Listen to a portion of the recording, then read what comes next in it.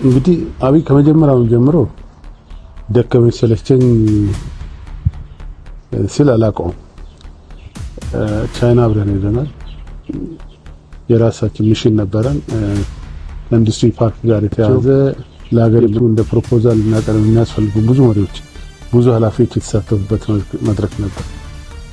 አብይ እዚህኛው መድረክ ላይ አለ። እያንዳንዷን ቁጭ ከማለት ይልቅ እየዞረ የሚጎበኛቸው ነበሩ። ይዞራል፣ ያያል። የአብይ ስራ በዛን ወቅት ብዙዎቹ ትንሽ ጊዜ ካገኙ ሾፒንግ ይላሉ።